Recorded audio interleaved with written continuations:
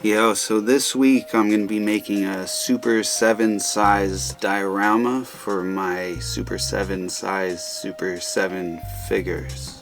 Yeah, it's going to be kind of like this. I already made like a living room of the layer for my playmates that look like this but are only like 4 inches. So I'm going to connect that to a bigger room, and this is going to be like the gym, and I'm going to add some stuff and try to make it look cool. This is going to be the floor, and what this was like the back panel of a bookcase. Years ago I made a desk or a table and I ran out of wood, so I made this shelf. So it's laminate, and then I glued some wood to it to keep it straight, and I stained it with an espresso stain.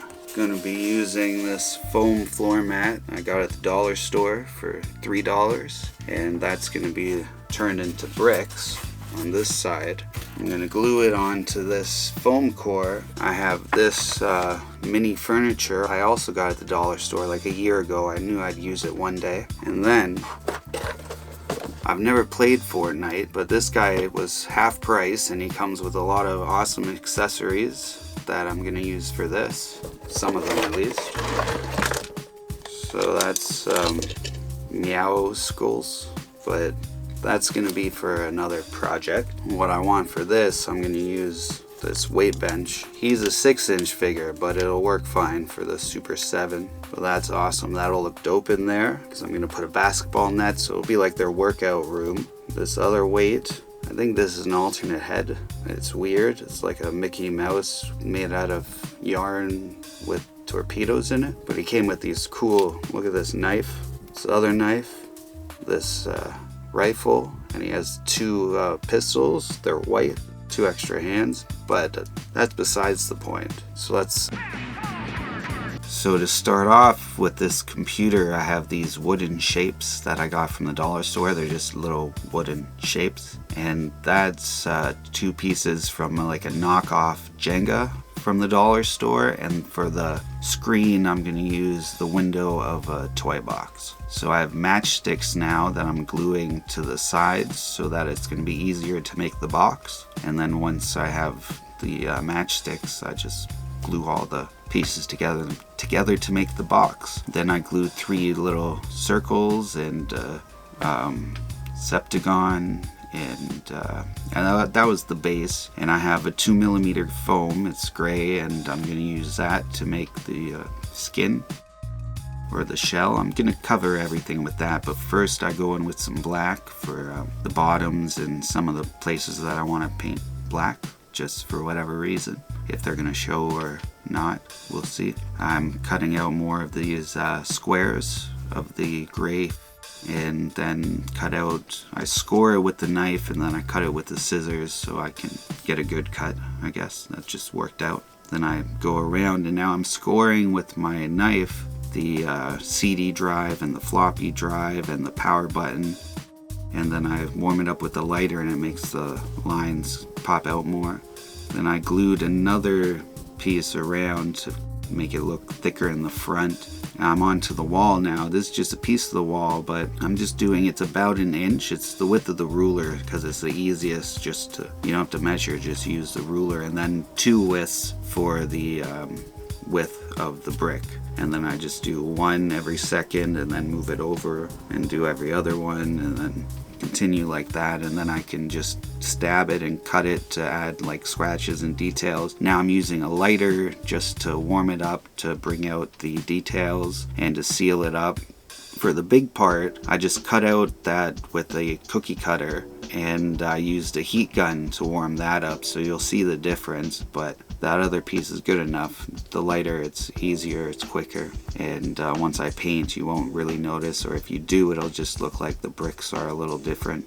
So that's cool. So I have these lights. They're like for a Christmas setup or whatever. I got them like $2. They're little lanterns, and I've glued those in between 2 pieces of foam floor mat. Now I have tongue depressors that I'm cutting for shelves in this little area, and those are popsicle sticks for shelves that in the circle that I cut out of the brick, because they're the same width as the EVA foam. And then from the tongue depressors, when I cut off the end, it like breaks into little pieces, and I use those pieces to make the brackets. And then I used another piece of tongue depressor. This is going to be the keyboard. I glued it down to a piece of gray foam and painted the bottom and sides black. Now I'm using my knife to score in keys in the keyboard and leave a big one for the space bar in the middle there, and use the lighter to make the details pop out more and to seal it up. And then I made that little table out of some of those Jenga pieces and a piece of hardboard that came in that size, and painted it purple. Then I use a black fine liner to just get in the little details, and then I use a dark brown wash, and I'm just going over roughly and getting in all the cracks and stuff. That'll start to bring out the grain and then make some areas darker. Now I have a cinnamon brown, and I mix some water in there so it's a little thinner, and I'm covering the whole thing with that, and that's going to be the color of the Chesterfield or whatever. Now I painted this green, and I added water to the paint. It was a hunter green and black and water, because it made it like a wash, and it works like a stain kinda. I like the way it looked. I thought I was gonna make it more of a solid color, but I like that. So now I glue in the shelves, and I glued the back on, and that was already has the lights, and I just dry brush a little bit of silver here on the light pole. You can't really see it because it's a little dark in there, but that's kind of what that's a side room. And now I mix orange and red and the brown and some more red to get the orange that I want for the walls. And so I just kind of dry brushing. I'm putting a lot of paint, but I try to just kind of splat it in the middle of the brick and then spread it out as much as I can, trying not to get a lot in the cracks, because if they stay black, then I don't have to put a wash in there to bring out those details, and it makes the wall look older and more beat up if the colors, like if they painted it and the color's fading and underneath the bricks were black or whatever.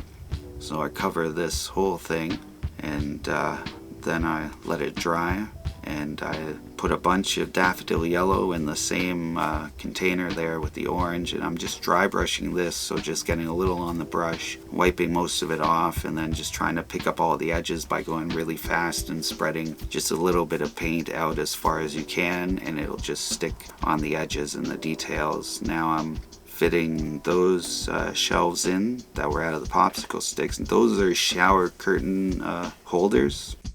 And I cut a little notch and I glue that in. That's going to be my basketball net. And yeah, that works. It's about golf ball size basketball. I haven't found the right size basketball yet for them, but I will. And then I just painted a little red box, and I use a tongue depressor as a ruler to make a straight line. Now I have spackling, and I'm just doing some patches, and I'm doing it where the bricks connected in the ones that were cut in half, but it also adds some cool details. And spackling is like plaster, so it's the perfect thing for that. And now I have it's material from a curtain, and I just folded it up and glued it so it's like a cushion or a sleeping bag. And I'm making a pillow out of some green fabric, and I accidentally glued, I wanted to glue all but one side and then turn inside out and then stuff it and then glue that side down. So I eventually did, but it didn't turn out great, but it was good enough.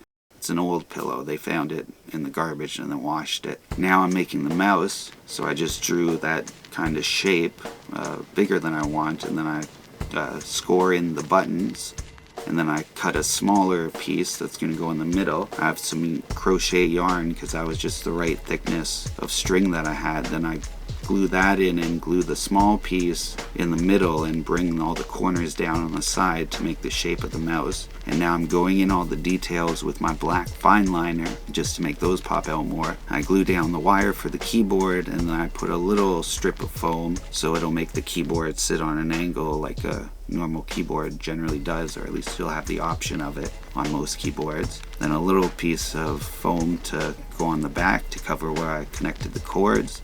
I cut up some posters, and I cut up a screen for the computer there, and now I'm doing a black wash on all the gym equipment to make those look older and beat up and more blend in with everything else that I did. And what's next? Oh, some black wash on the spackling after that dries. It only takes like 15 minutes, 20 minutes to dry. And so I wanted to gray that up, and that's what it looks like. There's the floor. Now I turn on the light. That's what it looks like. I had to trace out the Krang android because you didn't see him from what I printed. But then I find all the little stuff that I can just put in there, and they're all set up. They have a home. That's a Super7 Super Size Diorama. Thanks a lot for watching. Until next time, remember, always keep your head up. Peace.